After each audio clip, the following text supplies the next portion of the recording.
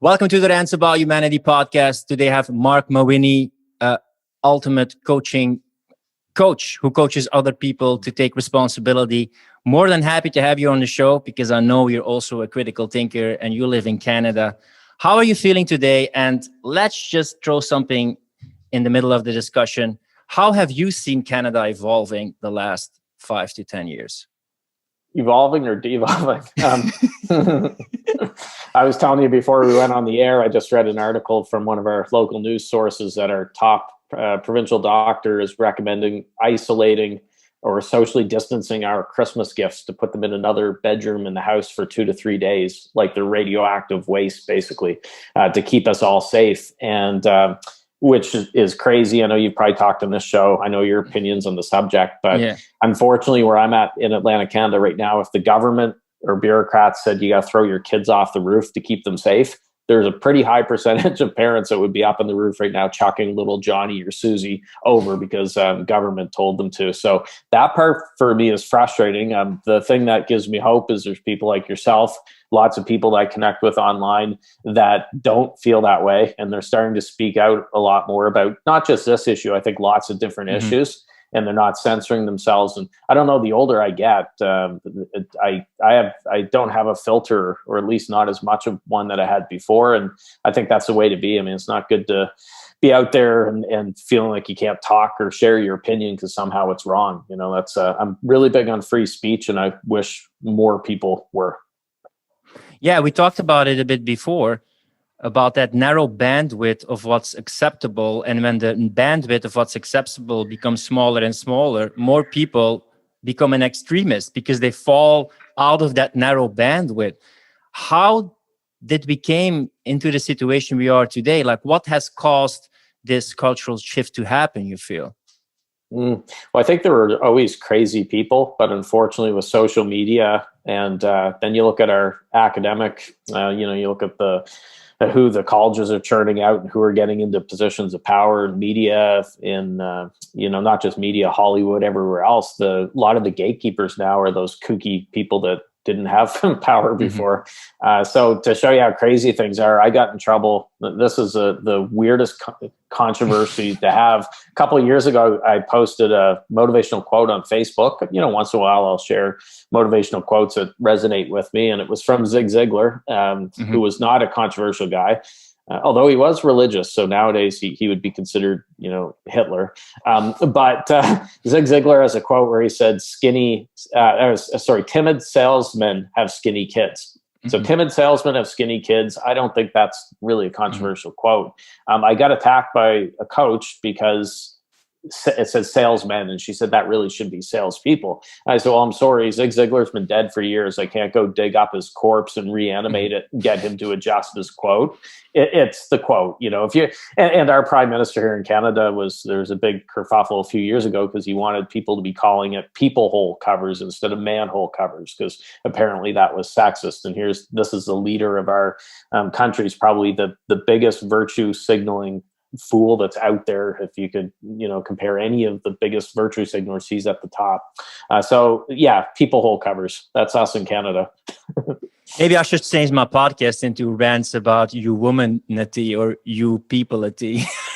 Well, it's funny because the people came to my defense about that quote from Zig Ziglar. A lot of them were female coaches. And it's funny because my clientele is actually shaded a little more female. It's roughly 60-40.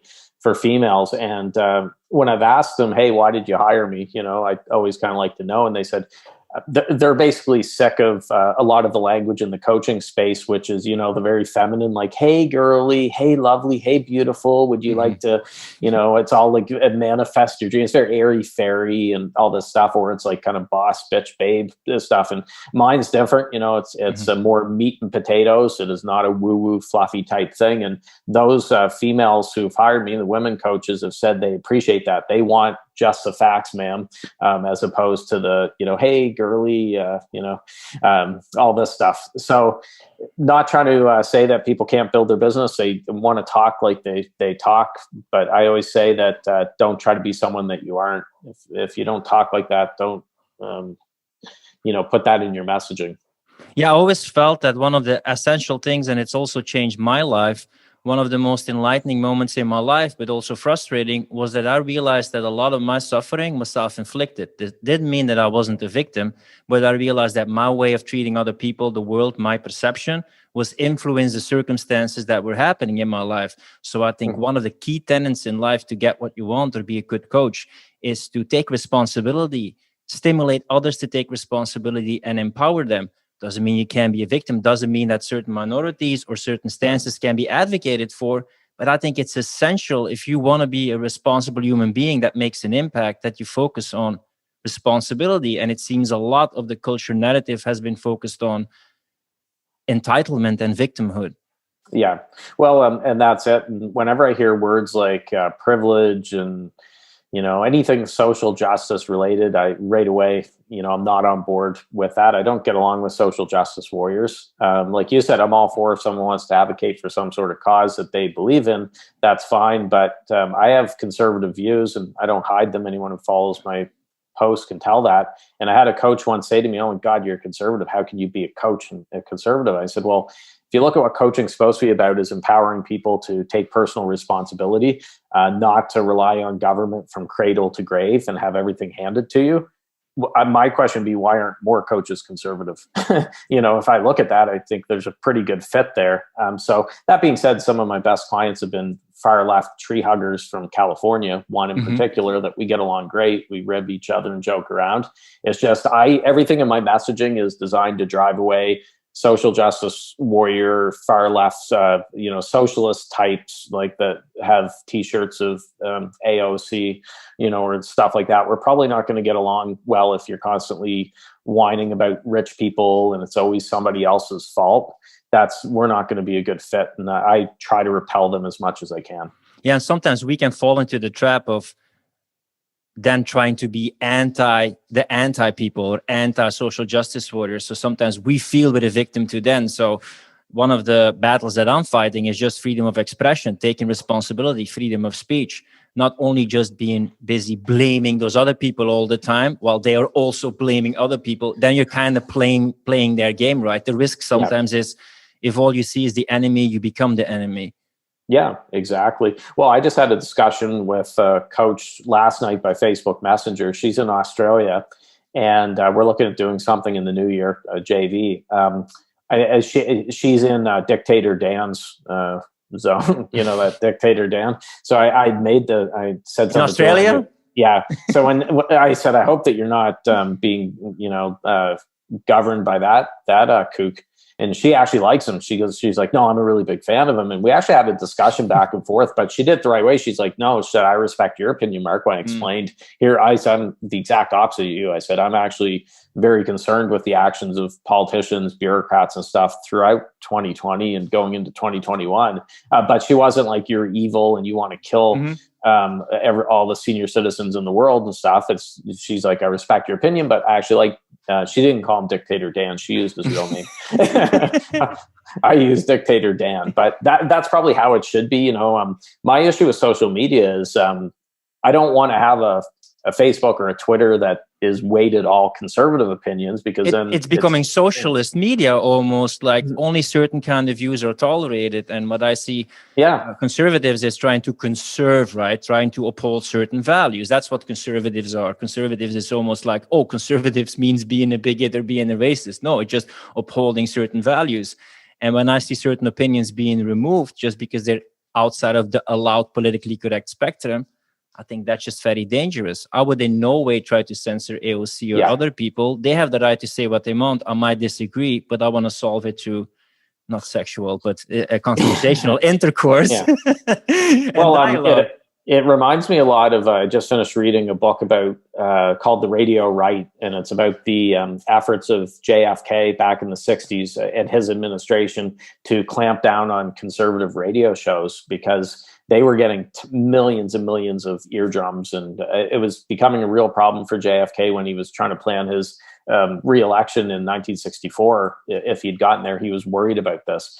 So the problem that a lot of bureaucrats had at that time is they were having second thoughts because they considered themselves liberal, but the things that they did were definitely not liberal, free thinking type stuff. They were doing a lot of dirty tricks, and they were conflicted because like, oh, this doesn't seem right. This isn't right. Nowadays, the funny thing is JFK would probably be placed on the far right in the political spectrum if people were looking in there, because he was for corporate tax cuts, strong military. He had some positions now that today's Democratic Party would consider. There's no way he would win the nomination with the way that the Democrats is swung so far left. So it's interesting to see how things have changed over the last 60 years or so. Yeah, I was anti the war against Iraq with these weapons of mass destruction that were not there. You had Bush who was a president who was conservative. So it doesn't mean that I stick to a party line. I like to advocate for minority views, and that kind of shifts. The left used to be more pro-free speech. Now it's more the right and conservatives that stands for free speech. So I'm just looking at what's the dominant narrative here. So if I would see all leftist people being censored right now, and you would have it in the reverse way, I would probably be advocating for those views here, like, hey, let's value free speech. I'm not someone who says like, yes, free speech, but only for that kind of end of the political spectrum. Yeah, no, it'd be pretty boring, if everyone agreed with everyone. So I like seeing different opinions, and I do change my mind from time to time. But it's if someone comes at me with a reasoned argument and they're not screaming and just using the buzzwords of the day, like if they shut me down because I'm a middle-aged white male, just because of that, I think that's wrong. I think that you need to look at the actual ideas, not just judge based on skin color, gender, and unfortunately that's how it's become nowadays with it, is you're being disqualified or your opinion's being uplifted depending on where you fall with that, and doesn't feel right. And for the coaching world, sometimes I feel like I'm a conservative actor in Hollywood, where there's John Voight and maybe Scott Baio and a few that admit that they're conservative. Now, there's a perfect example. If you looked at it, if people speaking publicly, 99.99% of Hollywood actors and people in studios would say that they're left-wing, or they're certainly not conservative. There's no way that is possible. So obviously there's people who are hiding their opinion. They're afraid to speak out with it. And that's pretty scary, I think. Yeah, and it's scary sometimes to speak out because you risk on being removed or not having the impact that you want, because it also becomes like a part of survival as an entrepreneur or as a coach. You want to have enough clients, you want to have impact, you don't want to be removed from social media because there are great opportunities out there. But we also live by our values and what we stand for. And when some essential things are taken away, it's kind of tug of war between being able to build your business and become state independent by becoming an entrepreneur, and still standing for your values and giving some meaning and fulfillment to your life. Yeah, that's why I'm really big on building a couple different pillars, I would say, for your business, or to have different baskets that you put your eggs in, so to speak. So I'm really big on email marketing. I do daily emails to my list. I've been doing those since 2016. I just passed 1,700 straight days when I checked, and I've never missed a day. So I'm a big fan of daily emails because, yes, I've got good sized Facebook group. There's 20,000 in there, and I've got the podcast and other things, but I never want to be just dependent on one thing. Dan Kennedy said that one is the most dangerous number for entrepreneurs. So I would recommend that anyone watching this or listening, if you don't have an email list, certainly build it if you're in business, because then you own that. Now, that being said, there's certain things being done where, is it MailChimp, I think, or some of them are now starting to censor the emails going out there. So I think there's going to be pressure just like being put on payment processors like PayPal everywhere. If you have any opinion to the right of Bernie Sanders, you're vulnerable to being censored and cancel culture. But definitely build an email list. I think that's a good idea. And one thing that's also, and probably a lot of coaches, consultants, entrepreneurs will be listening to this, or free thinkers. One of the things that really frustrate me, it takes a lot of effort to become an entrepreneur. You have to really believe. It has to go through failures, ups and downs, the whole process, investing, believing in yourself. And it's almost like there's a war on entrepreneurs who are like, oh, they have it easy, etc. And there's a lot of blood, sweat, and tears that goes into entrepreneurship. And we need these people, these critical thinkers, these creatives, the people who help people take responsibility, think differently, do things that education doesn't do. Maybe that's a whole other topic we could talk about. And I feel that's such a pity that almost the state, at least in Belgium, where I'm originally from, it's almost that there's a war against people who want to disconnect from the state and take responsibility. I got some numbers from someone who's heavily into economy in Belgium, and you had numbers there of the working population that 50% works for the government or is paid by the government. When you take into account the non-active working population, it's 70%. So 70% is dependent on the government or NGOs or any kind of organization and stimulus money. So of course, they don't have so much critique of the state system and the nanny state.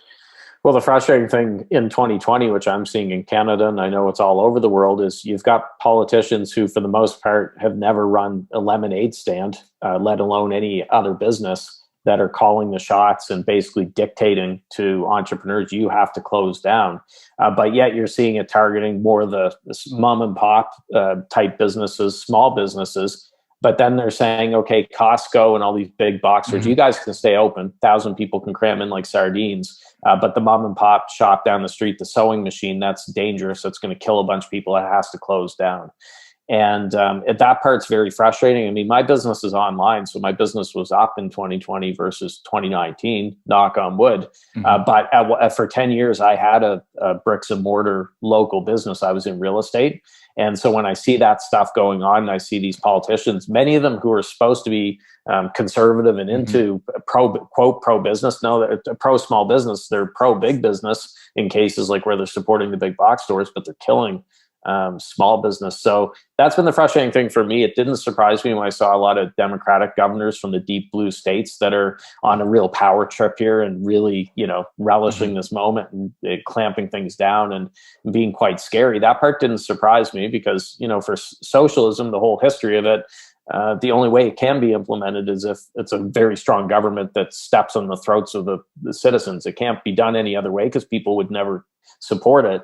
But what's frustrating is when I see politicians that I say I used to like. I don't really like any politicians, but politicians I would have voted for before. I mean, here in Canada, we've got Doug Ford, Brian Pallister, Jason Kenney now in Alberta, of all places, is doing some kooky things with it. My own province is a quote conservative premier. He is not conservative. He's not pro-business. He's hurt a lot of businesses in 2020. So I'm disappointed with those type people. I came to expect it from the leftist politicians, but not the people who claim to be, pro-business or, supporting small business. They've been very disappointing. Yeah, we've seen the same shift happening in Belgium where center parties or conservative parties, that they move more and more to the left, not necessarily communist, but definitely socialist. So they move up more and more to the left, and they become like more extreme and radical, while what they call now extreme right or Nazis is become, less and less extreme. Like everything that's a little bit conservative to the right that never was called extreme right or Nazi in the past, it's all like fascism and Nazi right now. So that spectrum becomes smaller while the spectrum on the left keeps on going towards more extremes, it seems. Yeah, exactly. So that's been really frustrating for me. I mentioned before, I think that it should be a law that all politicians had to start at least a lemonade stand so they can see it, or at least talk to small business owners. The problem is they're only looking at one scorecard in 2020. They're looking just at COVID deaths, which, well, we don't know what the actual number is because there's been a lot of, playing with the numbers and stuff. And not, by the way, I don't think COVID's fake. I know people are dying from it, but I don't always trust the numbers that they give. False positives, apples and bananas being tested positive or whatever it is nowadays. But they're only looking at that one metric. They're not looking at anything else. And I'm sure this has been talked about, before. I know you talked about a lot, but, look at the bankruptcies, the suicides, substance abuse, marriage breakdowns, all that stuff they're not looking at. So I said to someone else, it would be the same as if CNN had a tracker on their screen 24/7 of automobile deaths on our highways. And you saw that number shooting up every day because a lot more people die from automobile deaths and have died from COVID. Well, and if they're running stories about the danger on the highways, the jaws of life, everything, everyone would be scared shitless. They wouldn't want to get in a car. And, government response would be, okay, let's haul them all off the road and no one will die from, automobile deaths anymore. Now, obviously, they're not going to do that, but using the logic from COVID where they shut everything down because like one death is too many. Okay, why aren't we shutting down the highways and going back to horse and buggy using that logic? So it's not a very nuanced approached by the government. It's just like all they have is a hammer, and it doesn't matter what's happening. One death, someone gets a sniffles, let's shut down the whole economy, indefinitely. Let's just lock her down. And that part's very frustrating. Yeah, they say never waste a good crisis. And we had the crisis in Yeah. 2008. You can watch the movie The Big Short, how it happens with all the mortgages and the corrupt financial system. I say when you lend money to the bank, from the bank, you're lending money to the bank. Because they have fractional reserving. They only need to get a small percentage of actual money in the bank. So when you're lending money from the bank, you're actually lending them money to blow up and spend more money. So we've seen that in 2008. Nothing fundamental has been changed about that system or people who have made a gigantic profit back in 2008. And when you see now that people who have an interest here can make a power grab, more money, more influence. When you say this now, oh, it's a conspiracy theory. That doesn't happen. What we've seen this with crises, whether they cause it or not, that they take advantage of it. And when I see a lot is that those same people who benefit from it, they're very much involved in the decision making. Yeah. Well, with politicians, once they get certain power, good luck getting it back. It's like a kid that gets a lollipop or a toy or something. They're not just going to willingly hand it back. And, you look at income tax back in around the time of World War I, it was supposed to be a temporary measure just to pay for the war. So, okay, well, it'll be in for a year or two to take care of the war. Well, look at it now, with it. It reminds me of back in the spring, give us 2 weeks to flatten the curve or 15 days to flatten the curve. Here we are, Groundhog Day. We're almost a year later, and they keep moving the goalposts with it as well. So I'm at least feeling good because I talk with a lot of people who admit that it seems silly. I was mentioning earlier about how we now have to socially distance and isolate our Christmas gifts in Canada because Big Brother says that we have to, be safe or whatever. But there are a lot of people commenting on that post like, yeah, this is ridiculous. So I was on board for the first week or two of March because we didn't know what was going on. You're seeing what's going on over in Europe and stuff like, okay, well, Jesus, it could be scary. Let's, see what's happening. After about 2 weeks, I'm like, okay, yeah, I think they're not not telling the whole story. It doesn't pass the smell test in a lot of ways. So I was on board for 2 weeks, and then I was off that crazy train. Yeah, the main thing that is also my objection is the disproportionate measures and response. When you take a look at it, it doesn't mean do nothing. Doesn't mean that we shouldn't tackle the hospitalization, which is much better in certain countries like in Canada, and the infections and the deaths, absolutely. But when you see the sole focus on it and the disproportionate measures while ignoring all other facets, that smells indeed very stinky and very fishy. Like that doesn't make any sense, according to me. Well, if you look at the number of deaths and the percentages, it's a vast, vast majority were elderly people who were in long-term care homes, long-term care homes. So it was something like 90-some%. And not saying young people haven't died, but let's face it, this has been, really dangerous for the older people, but not, I say young people like us. I'm 42. I like to think of myself as young, but a lot of people say I'm an old folk now too. So the way we should have done things to protect them or people who had their immune systems compromised and stuff like that, but not shut down the whole economy for something that's very low risk, something with 99.7% survival rate. When you look at those numbers, you think, okay, was this worth it? I don't think so. The book I would recommend people check out. My friend had the author on his podcast recently called Lockdown or Liberty. And I forget I want to say his name was Tucker, I believe, but don't quote me on that. But anyways, I just recently read that book. Excellent. I don't think anyone who goes in with an open mind and reads that book from front to end, by the end of the book, I can't see them being in support of the full-scale lockdowns. There's just no way. He totally throws that argument on its head and shows why they're wrong. What boggles my mind is that often when it comes to it's the economy, stupid, or save our children. But at the same time here, I see a lot of businesses going bankrupt. They print magic money, which you have to repay at a certain time, Yeah. And then the children, their future, like it almost make me cry that a young child, a grandma wanted to hug her grandchild, and the grandchild already said like, no, mommy, we can't, grandma, we can't do that. Like that kind of societal model is being created. And that boggles my mind because normally when you hit people in their finances, economy with the children, it's like, no, this is going too far. And here it seems to just all be ignored. that's really something that still surprises and shocks me. Yeah. Well, here locally, we have there's a local teenager who's autistic, and he's been in the news because his mom has been taking him into stores for Christmas shopping. She's been talking to this mall before she goes in. She's got documentation. He can't wear a mask because it basically scares him and he freaks out, because of the autism. And it just doesn't seem right when I read the stories there, when you have him being harassed by the stores and the police and everything else. And I'm like, where's the outrage for that mother and that child? This doesn't seem right. Or you've got these government snitch lines, people peering out their blinds because, oh, wait a minute, my neighbor, there's a different car parked in front of his house, and I'm going to call the government and report him or whatever. So I'm not running around French kissing strangers or mud wrestling with 100 people or whatever. I wouldn't do that normally. I wouldn't have people spitting in my face, strangers regardless. But I'm living my life. I mean, my girlfriend and I are having a New Year's Eve party, and we'll have 20 people, which is allowed here in our. But people are like, "Oh my God, you're having a New Year's Eve party?" Yeah, I am.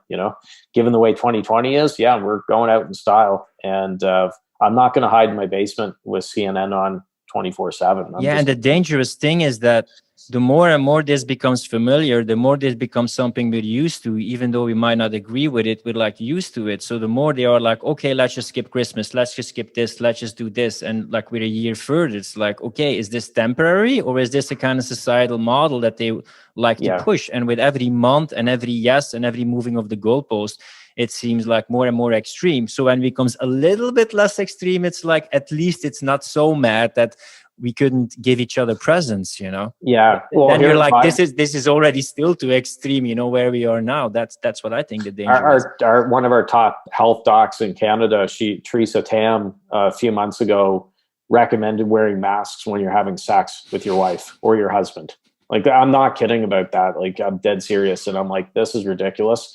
And then what's happening is government's floating trial balloons about doing some really even more extreme things. And then when they just go 3/4 of the way to it, so it's still pretty bad, people are like, oh, thank God, we're at least allowed to be with another bubble, not just our household bubble. It's the same thing as if government said, hey, Philip, I'm going to cut off all 4 of your limbs. And you're like, oh my God, like, holy shit, that's crazy. That's, scared shitless. But then government says, okay, no, I'm just kidding. I'm just going to cut off your legs. Shouldn't you be happy? Well, government's still cutting off your legs. That's a pretty bad thing. They're not cutting off 4 limbs, but they're cutting off 2. That's going to complicate your life. And that's what's happening here is government's seen how people bent over for this, and there's been a minority of people speaking out, and more people you're seeing now, but they're seeing how docile the citizens have been and willing to take whatever government throws at them. So I'm kind of scared 5 or 10 years down the road when there's another one. I'm like, okay, well, let's look at what happened in 2020. Yeah, we can push this even farther. They went with it in 2020. Yeah, and for everybody who calls people on the right or conservatives fascists or Nazis, I'm actually reading about the rise and fall of the Third Reich of Hitler. And there you also see a lot of patterns that Hitler didn't get the majority vote, and then they had an emergency law, and he was expanding his power, and then it was just first only to get Austria and Slovakia, and then another country, and then it was the Jews, and they had to close their stores, and then they had to move, and then they had to go to a ghetto. See how the goalpost also was moved there? And still, despite that, maybe that's the box of Pandora, that people still cling to that false hope sometimes. It won't happen to us. It won't go that far. Yeah. But there's some things that are happening right now and happened back then that people never thought was imaginable, but it keeps on moving further and further. And who was Hitler's party? The National Socialist Party, which so when people try to tie Hitler with the right, well, okay, look at the name of his party. It's literally got socialist right in the title of it. But yeah, like I had this conversation with my friend the other day, and he said, "Oh, come on, Mark, you're not going to bring up Hitler." I'm not suggesting there are politicians in Canada are going to send people to gas chambers and stuff like that. But with Hitler, I think it's important to remember that he didn't start off by just rolling out of bed and say, "I'm going to kill 6 million Jews. So let's do that today." It started off with very little things. You know, they did things like controlling what names you could give Jewish kids, because then they could identify the Jewish population easier. It's easier to keep track of them. Wearing, the identifying markers, certain restrictions for the business worked his way up. So it's like the frogs in the boiling pot of water that don't realize that they're being boiled until it's too late. It's just every little bit more and more until suddenly it goes, shoot, how did this happen? So I encourage people, I say, look back to January of 2020. And if you could go back in time and you're hopping your DeLorean and say to yourself, like, here's where we're going to be in late 2020 or early 2021. Are you cool with it? It'd be like, wait a minute, they're saying I can't hug my grandmother, that government, and I'm going along with it. That's pretty crazy. Yeah. And the question is, they only look at safety and comfort, which is a part of life, but it's also, is this a meaningful life? Is this a kind of model that we would love to have in the future, living online, distancing from each other, not touching each other? Yeah. I mean, it's so called for the next generations or to protect the elderly, but I know elderly people who died by themselves. Their daughter didn't even see their grandma. They couldn't celebrate the funeral. They're pining away behind closed glass. I mean, that's also a tragedy. That's also negative consequences. Doesn't say you should only look at this, but that's also tragedy and loss that's happening. And you should try to look at different aspects of it and then think, what is a livable society, and not necessarily what is the most comfortable or safe society or secure society. Well, before this interview, I had to run over to local pharmacy and grab something. And no, I don't have COVID. So I went to the pharmacy, picked up a few things, drove back through traffic, or we don't even have much traffic in Atlantic, Canada, but drove back here, hopped on, we did this interview. My chances of being killed or hurt were much higher from my trip to the local store, the pharmacy, and coming back than they ever would be from catching COVID or dying from COVID, But yeah, we hear stories all the time about that. There's elderly seniors with dementia who now don't understand why is my family not come to visit me? Like, do they not love me anymore? Did they forget about me? They don't understand the whole video thing. You've got people who couldn't, good example. It's not even just like funerals, things like that. But my goddaughter graduated high school last summer. Looking forward to it. That's a big, really big moment for her. They weren't allowed to have a graduation. But yet around that same time, there was about 1,000 people protesting George Floyd locally, going through the local, streets, chanting and not socially distancing. And I'm like, well, why is my goddaughter not able to have her graduation? But people can protest. And by the way, I'm not saying they shouldn't be able to protest for Black Lives Matter. I think all protests should be allowed, not rioting, not burning down buildings and stuff. That's not protesting. But protesting should be allowed. I just get very scared when government turns a blind eye and say, well, okay, well, that one's okay. That's fine because that fits the social justice type mold. So we'll let that protest go. But we can't do funerals or graduations or whatever. Like, apply the same rules across the board. Don't pick winners and losers. Same thing with business. Don't say which businesses are winners, the big box stores, and which ones are losers, the mom and pop stores. Yeah, and these rituals are also important in life. A marriage, a funeral, sometimes can be a healing moment for the family. These graduations, also this social contact, getting together. It almost seems like there's a war on fun. And there's a war on just getting together. We become more and more disconnected. And we know from research that disconnection, loneliness, stress also is an epidemic, also creates a lot of stress, also tackles the immune system. So we shouldn't only look at the virus, we should also look at things, what is affecting the immune system that they're much prone to becoming infected or dying. And that aspect of the equation, I don't see being tackled at all, with all the loneliness, depression, anxiety, suicide, spousal abuse, relationship breakups. That is also the hidden trauma and the hidden negative consequences. Well, look what's happened with the world's poor have been set way back from this. They were on the rise, and before this happened, this pandemic and the response from the government's totally destroyed that.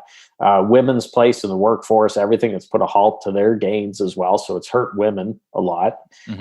Women also get punished because they're usually taking on more of the childcare responsibilities. So if there's a husband and a wife, one of them has to stay home with the kids. The other one's going to go out and work. It's, in most cases, the husband's going to be the one going out to work because his job may pay more, or, and the woman's staying home with the kids. Suddenly she got 4 or 5 kids running around and she's trying to, manage all that stuff. So that part's not being mentioned. But so you could say government response has been terribly sexist. They hate women, with their response, let's go protest in the streets.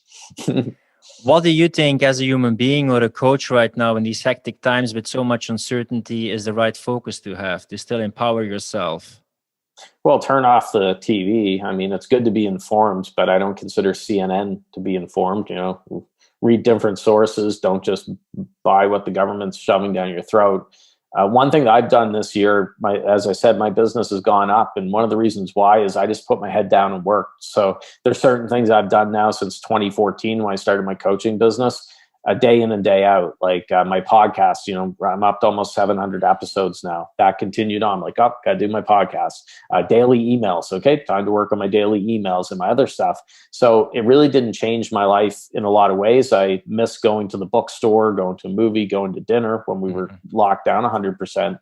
But I just put my head down. I didn't buy into all the fear and everything, the hoopla going on. And I see these coaches that spend all day arguing on Facebook and, shaming people that aren't wearing masks and stuff. I'm like, man, if you spent 1/2 or a third of the time you spend on Facebook arguing on your business, you would be light years ahead. But you just want to go on there and try to, just fight these battles that you're not going to win anyways. You're one person. Focus on yourself, with your business. You'll be in better position that way. Yeah, what you said also, one is a dangerous number. I think it's important to build your own ecosystem of growth. And with all the censorship happening on social media platforms, I think some people are really fed up and frustrated with social media and the direction that it's heading. And it's time to build your own platforms and your own list, even your own blog, and get people in your own ecosystem and build your own community. I think that's a way to disconnect from the power grab or the state or them locking your business completely down, I think. How do you look at this? Yeah, no, definitely.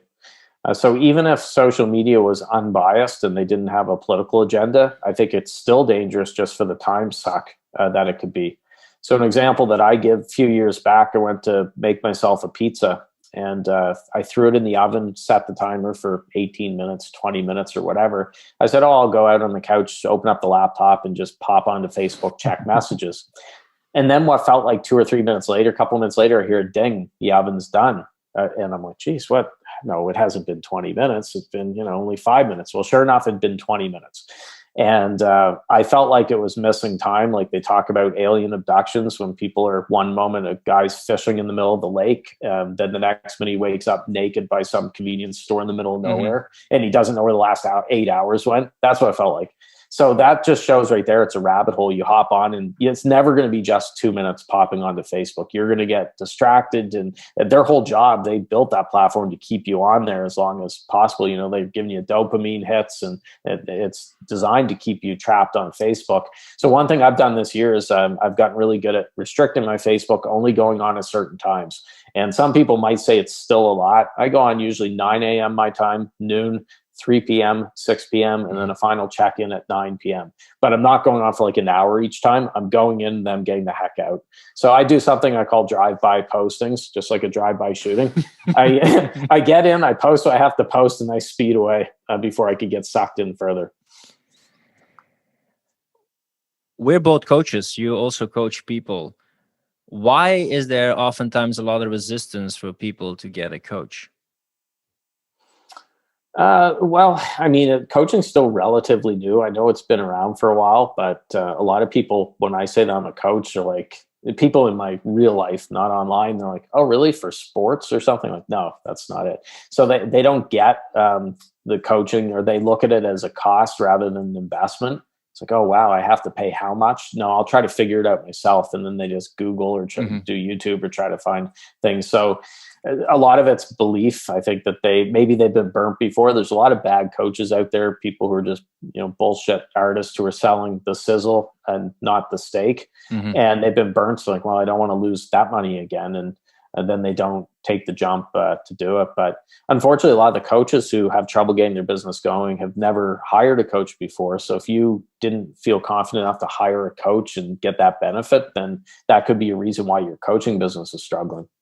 Yeah, it's very difficult to advocate for something when you haven't seen the benefits in your own life. That's why when you have sales conversations, I see sales as helping people make better decisions for themselves. I'm also for ethical sales.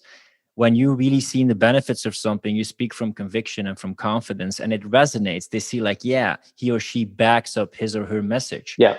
But when people want to sell a high ticket or want to sell a service, but they themselves think like, nah, I don't need a coach, and then they want to get clients, there's a little bit of a disconnect between the service that you're offering and the objections you have yourself. Yeah.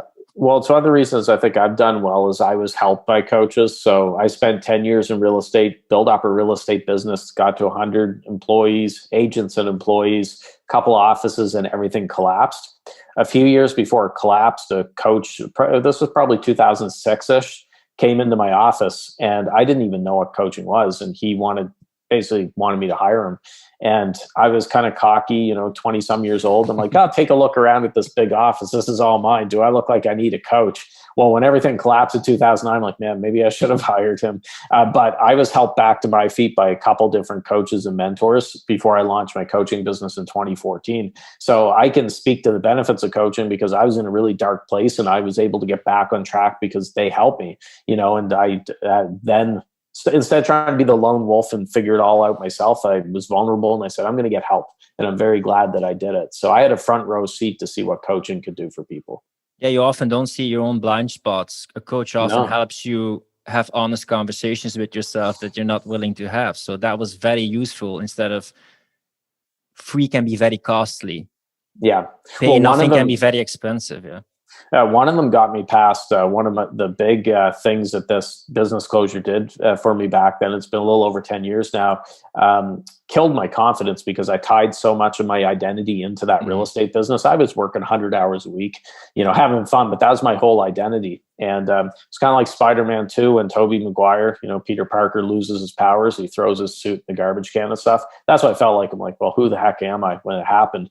One of the coaches that I was working with in the dark years after that, he helped me realize that, hey, that business closure, that wasn't me. The business wasn't me. The business closure wasn't me. That was an event.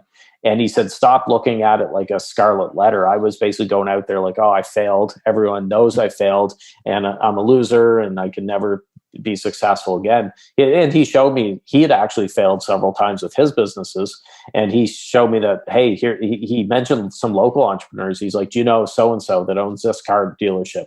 Do you know so-and-so who owns these restaurants? Like, yeah, they're big names. Like, yeah, that he went bankrupt, back in the 80s. He went bankrupt in the 90s, or whatever. And that coach helped me realize that, hey, I'm not my business closure. And life goes on. And basically, he gave me the kick in the butt that I needed at that time. Yeah, you also give a lot of realistic advice, which I like. I don't like the shiny marketeers and the entrepreneurs who sell the dream and then it ends up being a nightmare. I often give the harsh truth that oftentimes in entrepreneurship it takes 2 to 3 years to figure things out. Because you want to get clarity on yourself, your offer, your clients. And I know a lot of these young people or people who start, they are sold a dream and they want to grow so fast and they have so much stuff to figure out. And that's at least my thing. I think this whole burn the boat thing, and I had $2 in the bank account and I had to survive, that creates a lot of stress, a lot of stuff on your back besides the fact of figuring things out. So I'm like, don't burn the boats, like buy a boat, have a toolkit, figure things out, and give yourself a little bit of a parachute and a little bit of a safety net so you can still thrive and give yourself some months. Even if things are not going well, you still have money, time, focus, energy in the back instead of having that constant pressure. How do you look at it? Yeah. So you make a good point. A lot of people think that if you're working a 9-to-5 job, you want to start an online business, say coaching, that you have to march into your boss's office today and basically say, I'm done, see you later. So you have to be like Jerry Maguire, or Tom Cruise was in that movie. When he stormed out of the office, he said, who's with me? Right, he rolls up his sleeve and he takes a goldfish because he's like, I bought this fish or whatever. And only Renee Zellweger went with him. But you don't have to do that because you're exactly right. It puts a lot of pressure on you that suddenly tomorrow you have to get a client or in the next week or you're screwed. You won't be able to pay your bills. When I started my coaching business, I had a sales position with a local telecommunications company, and I kept that while I was building my coaching business. And I kept it for probably 11 months, I think it was roughly, or somewhere in that range. waiting until my coaching replaced that income, basically. And then I said, I'm going to jump. And when it did, I jumped. And I'm very glad that I did that, because I still had the bills paid, and gave me that confidence and took some pressure off. That being said, I knew I wasn't going to take 10 years of keeping a job and building it, but it's never a bad idea to have a bit of a runway as you get started. Yeah, it's good to have a safety net, but it's also start before you're ready, because when you think you're ready, you could have probably started a lot sooner. Same thing when you want to, should I kiss this girl? Probably you could have kissed it a bit before, when the signals were there. So I love the fact that you also have so many podcasts and that you send out so many emails. It's a bit like what reminds me of Seth Godin, who says, I write a blog post each day. And they ask him, was that a hard decision to make? And he said, no, I only had to make that decision once. So when I work with my clients, I use the CSI method, which is clarify, simplify, implement. And then you try to reiterate those 3 steps. And often in the beginning, it's a matter of implementing, picking the direction and getting feedback, stepping into the unknown. And then things will get clear and you can simplify. But you're in it for a journey, not to just immediately get the peak of the mountain or the end result. Yeah, well, there are so many people online that want that magic bullet. You know, they're get rich quick. They want to make $1 million and be working from a hot tub or a yacht. And one of the reasons I've been able to make it in this business is I've been consistent, which isn't always the sexiest superpower out there. Some people are like, they're expecting a different secret. And I'm like, well, yeah, no, I've done 700 podcast episodes. When I started my daily emails, I was ready to quit email because I was getting no response from the way I did it before, which was the old way. I would email like the usual way, email once a week or once every 2 weeks or twice a week. And they're boring emails. I had the filter on trying not to offend people. And I was challenged by a guest on my podcast who did daily emails. Said, Mark, why don't you try for 30 days? And I was like, well, I have nothing to lose. I'm going to kill my Aweber account anyway. So, okay, I'll give it a try. I just started it. Now, I didn't make $1 million in 30 days, but I noticed I started to get more replies from people who subscribed to my emails. And then I started to get some money. Again, not $1 million, but I started to make some money, and then it rolled from there. So unfortunately, online, so many people have that bright, shiny object thing. They try something for like a week or a couple of weeks. They don't get a client, and then they're off doing the next thing. And they're not sticking with things long enough to actually get that seed to sprout up from the ground. And that's unfortunate. Yeah, there's when something is not working, you shouldn't keep doing it, but you should be doing something consistently to get feedback to see if it's working or not. And especially now in an overcrowded coaching and social media space, it takes more time to build momentum up, to get attention and build your audience up. Well, part of the problem in 2020, where this ties into what we're talking about with COVID and everything, there's been so much noise online.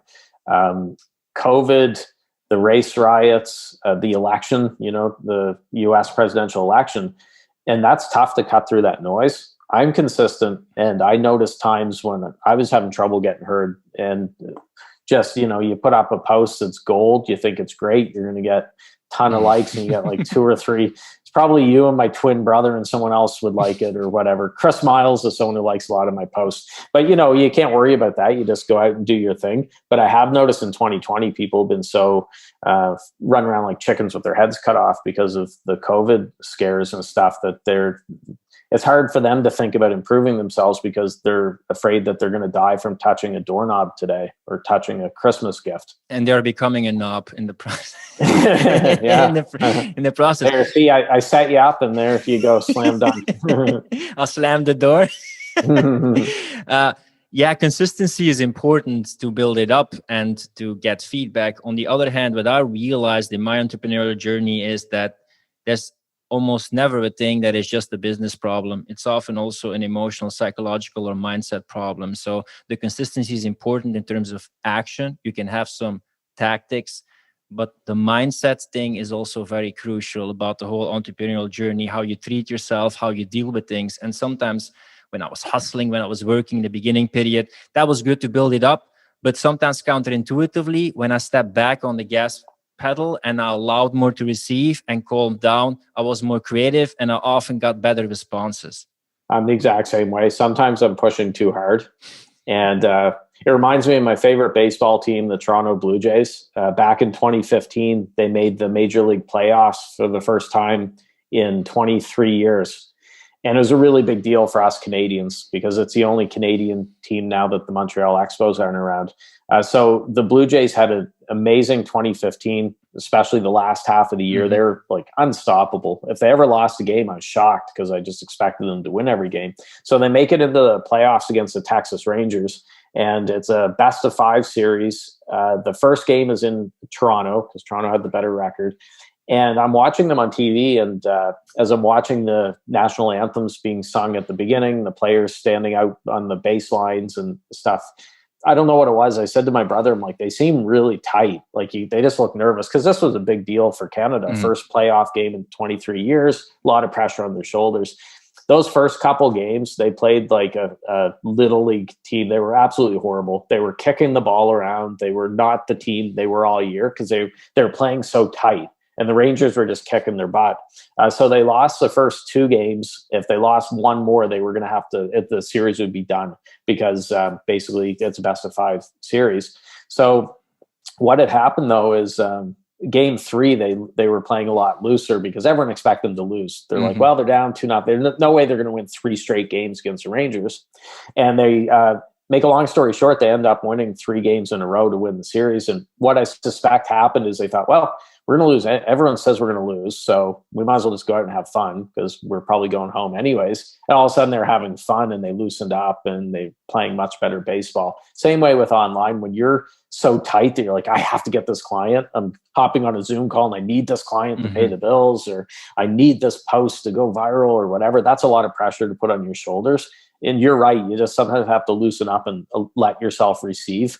And it's tough to do that because your ego is going to be whispering in your ear saying, oh, come on, Philip, like you got to work, you got to pay the bills. But once you do it and it starts happening, it's a pretty cool thing. And that's happened with my business as well. Some of my best months when I loosen up and take the stick out of my ass and just have fun, and it works out.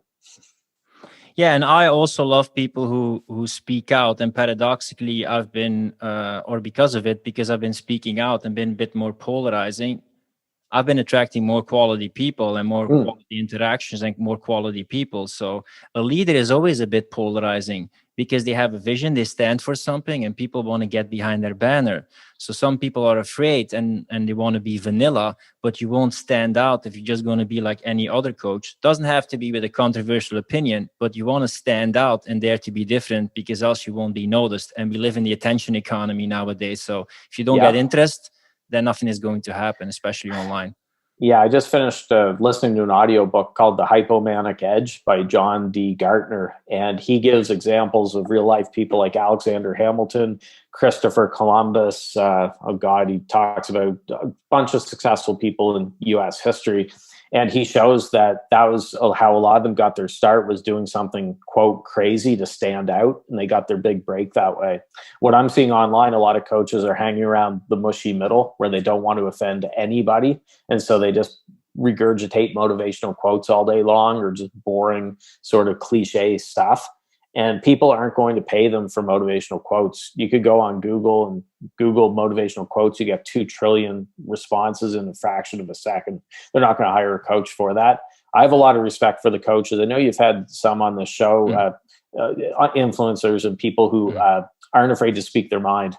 So, you got the Mitch Millers and people like that just put it out there, love me or hate me. That's what I think.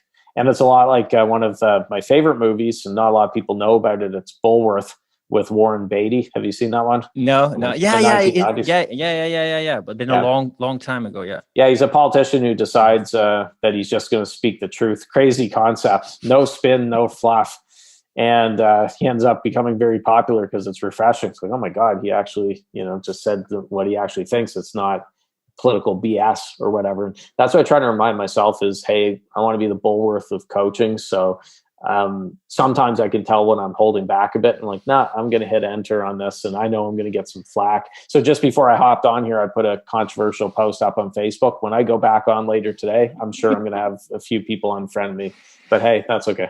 Yeah, and you're not only posting these things that are sometimes a bit thought-provoking topics, you're sometimes also a meme lord and lame jokes. What is a hilarious joke you read recently or one of the all-time classics? Oh, you don't want to ask me because I can get a lot of groans. Well, one thing, how can you find Will Smith in a snowstorm? You look for the Fresh Prince. Sorry. What I've been doing with that is every day around supper time here in Canada, I post a meme, like a punny meme, dad joke, kind of lame one, just to mix it up a little so it's not all business or hot button political issues. And I've been doing that now for probably 2 years. And it's kind of interesting. It's funny. I'll post something that I think is gold for a business post and you put a lot of thought into it. It does okay for engagement stuff. And then you post a meme that has, when I posted, it had 3,500 shares. It was a Barbie on a barbecue with shrimp on her, and then an elf on the shelf. And it's like, let's put another shrimp on the Barbie, And I had like 3,500 shares, and not just Aussies, that had people all over. I'm like, how can this get 3,500 shares? And then I have something that's golden for business for coaches, and it has like 8 shares and 20 likes. Yeah, you don't have to be polarizing or thought-provoking, but something that makes you stand out. Sometimes people get in touch with me or other people like, hey, you're the guy with the hat, or you said this, or you're the guy with the lame jokes. Like, oh, I thought that you really liked me because of my coaching, but that is what got their interest. And then they get to know you, you stand out, and then you got the quality content.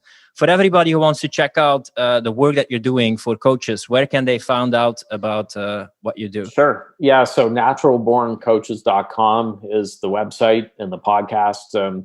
We've touched on pretty much every issue imaginable for coaches. So naturalborncoaches.com, 700 episodes almost there. You'll find it. And then the Facebook group is the Coaching Jungle. We're at about 20,000 members now. Lots of good stuff every day. That's at thecoachingjungle.com. Since you have so much knowledge about natural born coaches, what is the message you could give to people who aspire to be coaches and have it in them? And maybe also a message for people to say coaching probably is not for you, or who would be a entrepreneur? Oh, boys. Well, it's not a get rich quick. So I'm an optimistic guy, but I also like being pessimistic in that regard, or realistic when I'm talking with an aspiring coach. Say, hey, you're not going to make $1 million in that first month, because I want them to be prepared for when they hit the inevitable potholes in the road, that they're not going to just feel like quitting. I would say, so that would be first thing, is not get rich quick. Also, when you jump in, prepare to spend more time finding clients than coaching. So when I started coaching, I was thinking, okay, I'll be coaching 80% of the time, or, the other 20% will be taking care of some back end stuff and doing little things like that. It's usually flipped, where you're spending 80% of your time with the client acquisition and doing things for that. And then 20% or even less of the time coaching with it. It's flipped from where you would consider it. So I always warn new coaches about that. And finally, one thing which I think is really important, you're an entrepreneur. Don't forget that as a coach. So whenever I'm talking with a coach, I don't say, so why did you get into coaching, or why did you become a coach? I'll say, why did you start a coaching business? So I'm combining the words coaching and business, because I want to highlight that, hey, you are a business person. You're an entrepreneur. A lot of coaches come from backgrounds where they never had to sell. They're in HR, they were teachers, they were nurses or something like that. And then they're in for a surprise. They're like, well, gee, I didn't know I had to do all this. I thought I could just slap up a website and get people coming in. So you're a coaching business. You're not just a coach. Love it, man. That's the difference between being a teacher and also being a salesperson, salesman, saleswoman. Thanks for being part of my network, speaking the truth and helping people take responsibility and creating those change makers that are coaches, people who are helping people live a meaningful life. Thanks so much for being a guest on the Rants About Humanity podcast. And I wish you an awesome celebration at the end of 2020, Marc. Thanks for having me. If you like this podcast, don't forget to subscribe, share, and leave a comment. And if you're a coach or consultant and you want to scale your online business or maximize your productivity, check out the show notes to find out more about Philip and his coaching programs. Rant over.